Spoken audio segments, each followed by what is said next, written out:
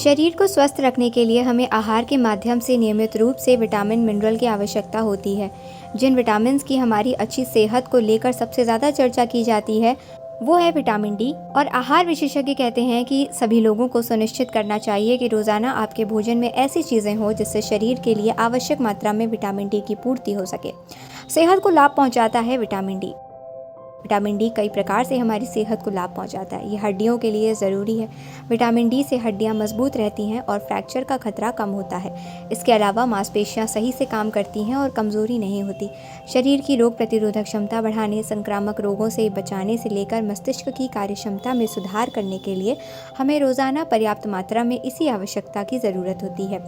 पर क्या आप जानते हैं कि विटामिन डी हमारे लिए जितना ज़रूरी है, इसकी अधिकता उतनी ही नुकसानदायक हो सकती है। विटामिन डी टॉक्सिसिटी का खतरा। एक स्वस्थ वयस्क के लिए रोजाना लगभग 10 से 20 माइक्रोग्राम विटामिन डी काफ़ी है। अगर आप नियमित रूप से इससे अधिक मात्रा में विटामिन डी ले रहे हैं तो शरीर को कई प्रकार के नुकसान का खतरा हो सकता है। इसे विटामिन डी टॉक्सिसिटी कहते हैं। आमतौर पर विटामिन डी टॉक्सिसिटी का खतरा तब होता है जब कोई व्यक्ति लंबे समय तक ज़रूरत से ज़्यादा सप्लीमेंट खाता रहे। आहार के माध्यम से इसका जोखिम कम होता है।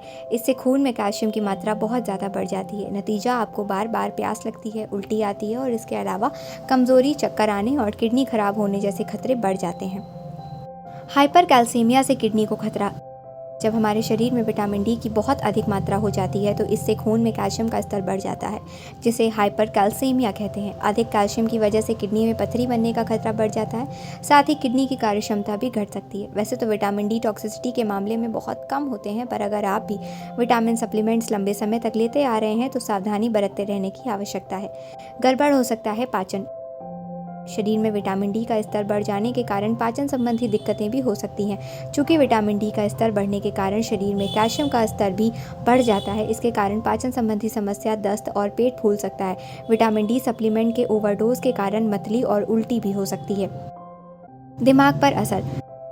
शरीर में कैल्शियम का स्तर बढ़ने का असर दिमाग पर भी हो सकता है। इसके कारण अक्सर आपको सिर भारी लगने, चक्कर आने और ध्यान केंद्रित ना कर पाने जैसी दिक्कतें हो सकती हैं। ऐसे में बार बार चीज़ों को भूलने लगते हैं, चिड़चिड़ापन और बेचैनी बढ़ जाती है। गंभीर स्थिति में व्यक्ति भ्रमित हो सकता है और कोमा तक भी पहुंच सकता है।